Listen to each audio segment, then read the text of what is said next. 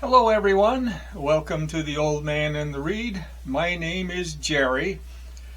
Today I'm going to discuss the books I've read by another one of America's most highly regarded writers, Cormac McCarthy. Cormac McCarthy was born in 1933 and he passed away in 2023, which was only a few months ago. But he was quite an exceptional writer, very unique. He was kind of in a category all his own, I thought.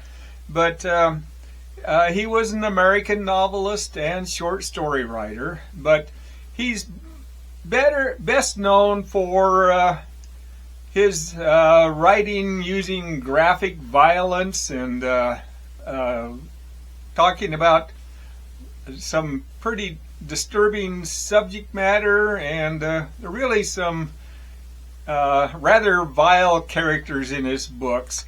But his writing was so exceptional that regardless of how vile or disgusting it was, the reader just can't seem to put it down. I know I just couldn't put a book down until I finished reading it. But he's had a fairly unique writing style, and he often wouldn't use punctuation, especially in his dialogue. He would just have an exchange of conversation going with no punctuation and no attribution as to who is saying what. So sometimes it could get a little confusing, but you could still keep track of what was going on. But anyway, I'll go ahead and show you the books I've read by Cormac McCarthy and try to say a little bit about them. The earliest book he published was in 1965, and this is The Orchard Keeper. And this is a story that follows Meridian Silder. Meridian Silder is a bootlegger, and he picks up a hitchhiker while he's driving. That hitchhiker then attempts to rob him. A skirmish breaks out, and Meridian ends up killing the hitchhiker.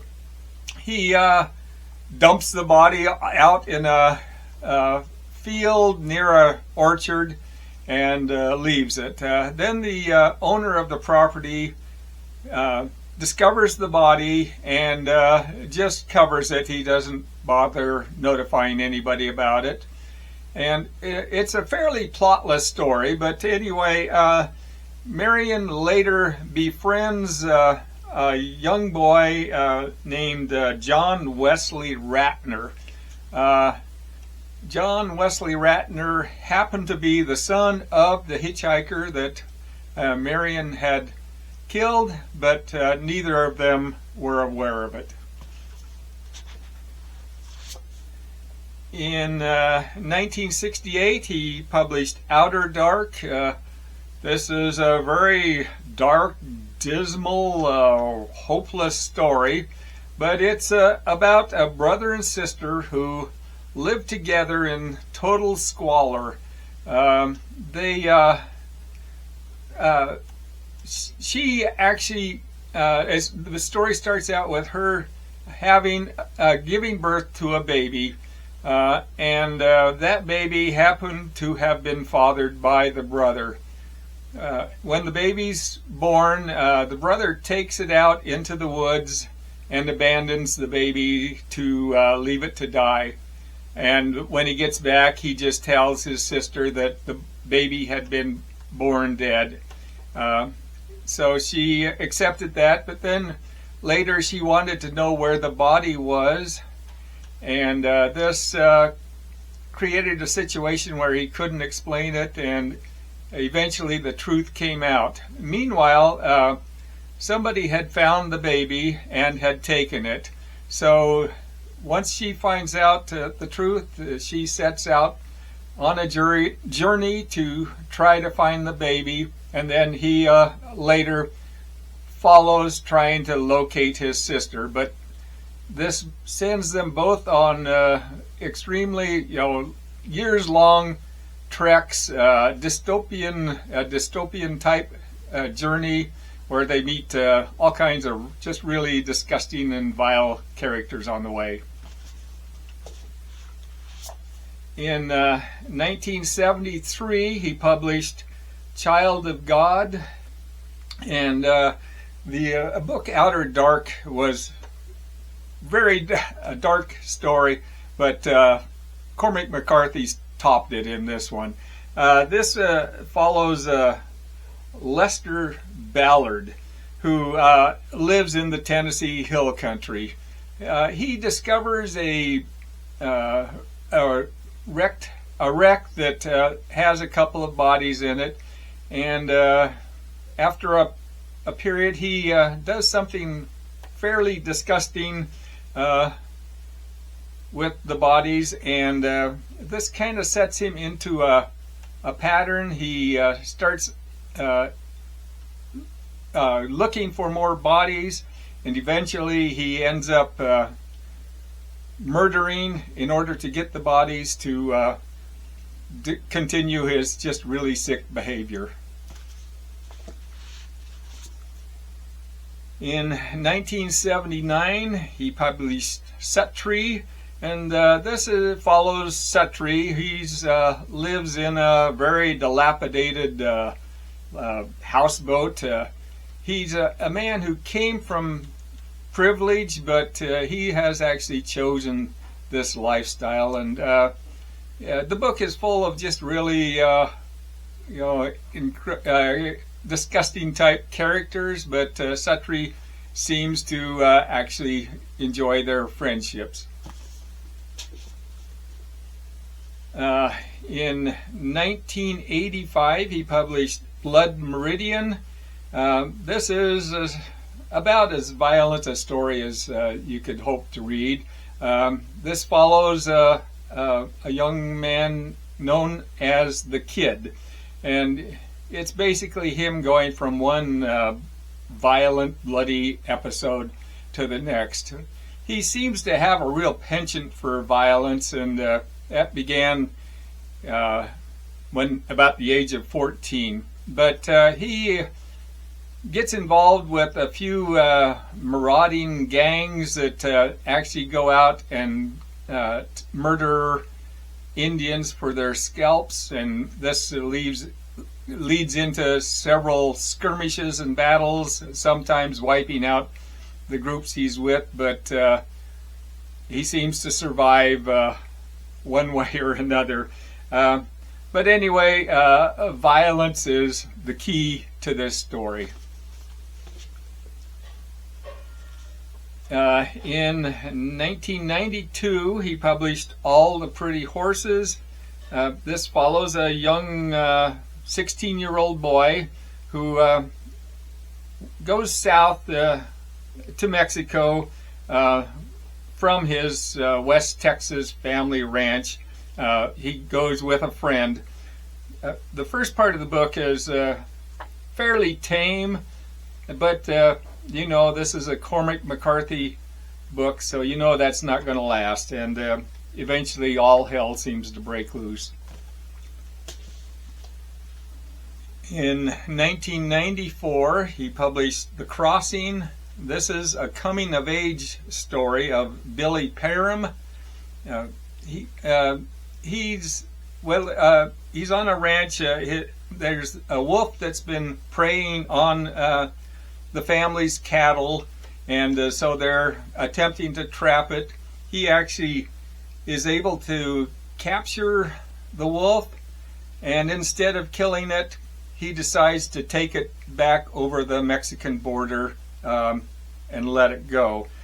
And he does this, and he has several encounters on his trip. Then he makes a second crossing into Mexico with his brother, and they're trying to recover some stolen horses, and they end up in some serious encounters then. And then finally, Billy makes a third crossing into Mexico, and this time he's going to try to recover the remains of his brother. The next book was published in 1998, Cities of the Plain, and this follows a couple of young cowboys. They're working on a ranch in New Mexico. One of them is John Grady Cole, who is about 19, and the other is Billy Parham, who was the one from the crossing, who went into Mexico. But Billy is a bit older than John Grady Cole and a little more experienced in life. But the first part of the book is basically just about them, their daily activities, working on the ranch and working with horses. But then John falls in love with a Mexican prostitute and decides he wants to marry her, and this predictably leads to some really violent outcome, especially with the young girl's pimp. In the year 2005, he published No Country for Old Men. This takes place in 1980, and it follows Lowen Moss. He's out hunting when he comes across some vehicles that are riddled with bullet holes, and there's some bodies laying around in and outside the vehicles. It's obviously a drug deal that's gone wrong, but he goes searching through the vehicles. He finds a satchel that has money in it. It's full of $100 bills, and it ends up actually over $2 million in the satchel. So he takes that, and predictably this leads to some really disastrous results for him later. In the year 2006, he published The Road, and this is really just a devastating apocalyptic story. It follows a father and son who are just on a very desperate, bleak trek through a totally lifeless and burned out landscape. Their only source of survival is scavenging for canned foods, and it's about as hopeless a story as you could want, but it ends in kind of a strange note. Okay, then he published The Passenger. He had quite a stretch without any books, but then he published 2 books at one time. And this is a book that features Bobby Western and also his sister Alicia. Bobby is a salvage diver who has come across a sunken plane in the water that has dead passengers in it, and as they're searching it, they discover that one of the passengers is missing along with the black box. It's a great premise for a story, but that's about as far as McCarthy took it. The rest of the book is basically a story about Bobby Western and his sister. Bobby had been a physics major in college, and so there's some discussion of quantum mechanics in the book.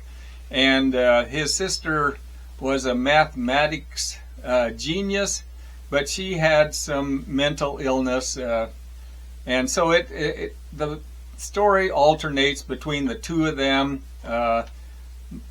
Probably 80% of the story is through conversation, and it basically just follows their lives and I kept waiting for them to get back to the plane crash, but that never happened. It's an extremely well written book, actually, and quite good, but I thought it was a little strange. And the final book, also published in 2022, is Stilla Maris, and this actually just follows Alicia, and it's her story. She suffers from schizophrenia, and so she's in a hospital for that to be treated, and the story is told entirely through dialogue of her and her psychiatrist. It's another really well written story, but completely written through dialogue, and because it's Cormac McCarthy, there's no punctuation and no attribution, so it can get a little confusing at times as to who's saying what. But those are the books by Cormac McCarthy that I've read. Just an exceptional writer, but wrote some really disturbing books on occasion, but still actually quite good. So I want to thank you for watching the video, and hopefully I'll see you on another. Thanks.